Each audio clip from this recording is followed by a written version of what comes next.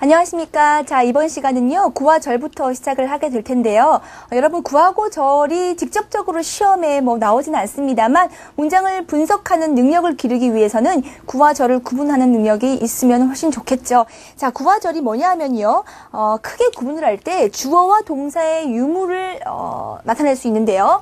자, 보세요. 구랑 절. 앞에서 우리 품사 배우셨죠? 그 단어 하나하나가 이제 모여야 의미 단위를 형성할 거 아닙니까? 근데 그 의미 단위를 형성함에 있어서 주어와 동사 관계가 있으면 절이라고 하는 거예요. 그 의미 단위를 형성할 때 주어 동사 관계가 있으면 요거는 절. 그리고 주어 동사 관계가 성립되지 않을 때는 구라고 해요. 가장 쉽게 예를 들면요.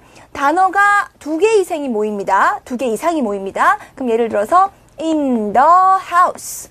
요거는 몇 개 모였습니까?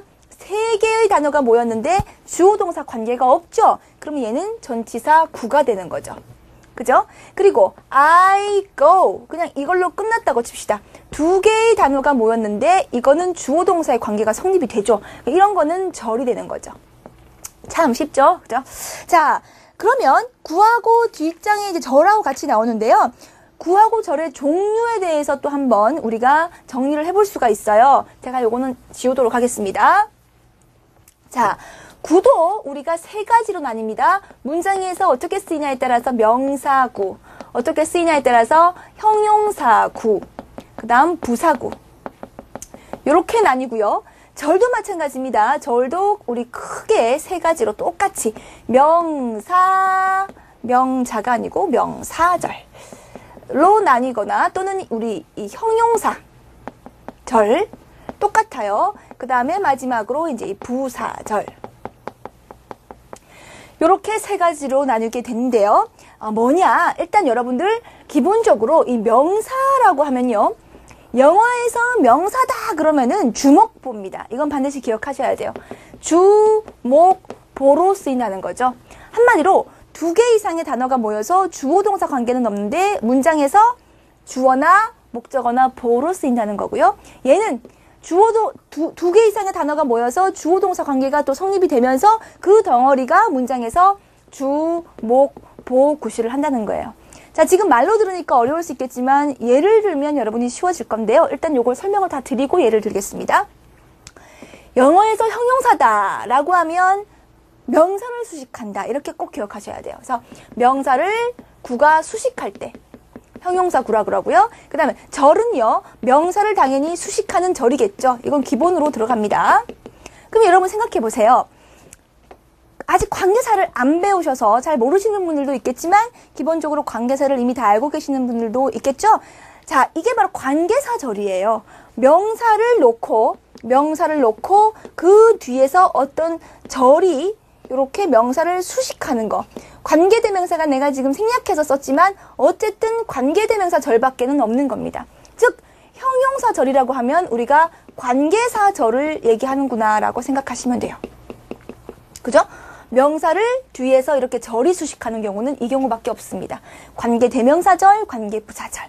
기본적으로 그렇게 알아두시면 되고요. 그 다음 그 외에 자, 이 부사구는요. 명사, 형용사로 안 쓰인 것들은 다 부사구라고 생각하시면 돼요. 그래서 얘는 뭐 장소를 나타내거나 보통 시간을 나타내거나 그 외에 뭐 방법이라든가 기타 등등 해서 문장의 동사를 수식하는 경우, 형용사를 수식하는 경우 뭐 이런 경우를 나타내겠죠. 이거 2개 아닌 건 다 부사라고 생각하시면 됩니다. 그런데 부사절은요, 약간 좀 특이합니다. 부사절이라고 하는 건 문장에서 주목보로 쓰이는 것도 아니고 그렇다고 해서 관계사절도 아니고요. 접속사로 독립으로 이룬 절과 주절이 분리가 됩니다. 자, 그래서 부사절이라고 하는 건요, 반드시 어떤 종속 접속사가 있고 그 뒤에 주어와 동사를 갖추고 있는 문장 나오고 뒤에 특이하게 또 이렇게 주절이라는 걸 따로 가져요. 그래서 우리가 바로 이 앞에 있는 것을 부사절이라고 합니다. 보세요. 이 덩어리가 주어 동사가 있기 때문에 이건 절이라고 할 수 있죠. 일단 구는 아니죠. 그럼 이 덩어리가 문장에서 주어로 쓰이는 게 아니에요. 왜? 주어는 이미 주절에 따로 있기 때문에. 그렇다고 이게 목적어 자리에 있는 것도 아니고 보어 자리에 있는 것도 아니고 그 다음 명사를 그렇다고 수식하는 것도 아니고 독립적으로 쓰인 겁니다. 부사절은요, 알아두셔야 돼요. 주절이 이 앞에 나올 수도 있고 주절이 뒤에 나올 수도 있습니다만 어쨌든 독립적인 하나의 절을 갖추고 있어야 됩니다. 그렇다고 따로 뚝 떨어져 갖고 얘만 하나 어떤 뭐 성립이 되는 건 아니고요. 반드시 주절 속에 속해 있는 독립절로서 존재를 하게 되는 거예요. 그리고 이 접속사는 부사기 때문에 부사적인 요소들을 나타내는 접속사가 되겠죠. 예를 들어 장소 같으면 뭐 where이라든가, 그다음 시간 같은 경우는 뭐 when이라든가, 그죠? 시간 뭐 접속사 여러 가지가 있죠. 나중에 배울 기회가 있을 겁니다. 정리를 쫙 해드릴게요. 나중에. 자, 시간을 나타내는 접속사라든가, 아니면 이유, 뭐 because라든가, 조건, if라든가, 그죠? 기타 등등 이런 것들을 나타내는 접속사가 나오고 주어 동사를 갖추면서 문장 전체에서 주절은 따로 있고 독립적인 종속절을 나타내는 거, 이런 걸 우리가 부사절이라고 합니다. 자, 그래서 대략적인 걸 정리해봤는데 사실 요거는 크게 중요한 건 아니고요. 여러분들이 요거는 구분을 꼭 하실 수 있어야 됩니다. 왜냐하면 이걸 잘 알아야 문장에서 해석 능력이 생기세요. 어디까지가 주어고, 그 다음에 어디까지가 뭘 수식하고, 또 어디까지 끊고 또 새로 시작하면서 그 부분은 무슨 뜻을 가지나, 이런 거를 파악하시려면 이 절 부분을 좀 많이 알아두셔야 돼요. 구는 사실 크게 몰라도 해석이 웬만큼은 가능하거든요. 자, 그러면 책을 보면서 설명을 드릴게요. 자, 먼저 명사구. 제가 주목보로 쓰인다 그랬죠? 그러면 한 문장씩만 볼게요. To know oneself is difficult. 여러분, 이 문장의 주어는 어디까지입니까? 밑줄 쳐져 있죠? To know oneself까지가 to 부정사 구가 주어로 쓰인 겁니다. 보세요. To know oneself 안에 주어 동사 관계 있습니까? 없습니다. To know oneself, 그것은 세 단어가 모였지만 주어 동사 관계가 없죠. 그래서 구라고 이름을 붙이고요. 그 다음에 문장에서 지금은 주어 자리에 있기 때문에 주어 역할을 하는 구라 그래서 명사구가 됩니다. 여러분들 해석할 때요, 뭐 어떤 게 명사구고 어떤 게 형용사구고 이런 것까지 굳이 파악할 필요는 없으세요. 그냥 이해만 하시면 되고요. 아, 문장 보는 능력을 키우시라는 거지, 이건 명사구, 이건 형용사구 이렇게 무식하게 잘 나가면서 막 그렇게 꼼꼼하게 하실 필요는, 그것까지는 하실 필요 없으세요. 이해만 하시면 되는 파트고요. 자, 그 다음에 그 밑에는 to live happy가 이제 보어 자리에 와서 쓰인 거고, 그 다음 마지막에 to drink some cool water는 want의 목적어 자리에 온 구가 되겠죠. 그 다음 두 번째, 형용사 구는요, 앞에 있는 명사를 이렇게 수식하는 겁니다. 첫 문장 보세요. Look at the picture. 저 그림을 보아라. 어디에 있는 그림? On the wall. 자, 벽에 걸린 그림, 벽에 있는 그림. 그러면 그림은 그림인데 어떤 그림? 벽에 있는 그림 해서 그림을 수식하고 있죠. 바로 명사를 수식하는 형용사 구가 되는 거죠. 이해 가십니까? 당연히 그 안에는 주어 동사 관계가 없잖아요. 그 다음 밑에 꼭 명사를 수식하는 거 아니더라도 맨 마지막 줄처럼 가끔 이렇게 보어로 쓰이는 경우도 우리가 형용사구라고 얘기를 하는데요. 굳이 뭐 위에 있는 명사구의 보어와 밑에 있는 형용사구에 있는 보어까지 구분하실 필요는 없고요.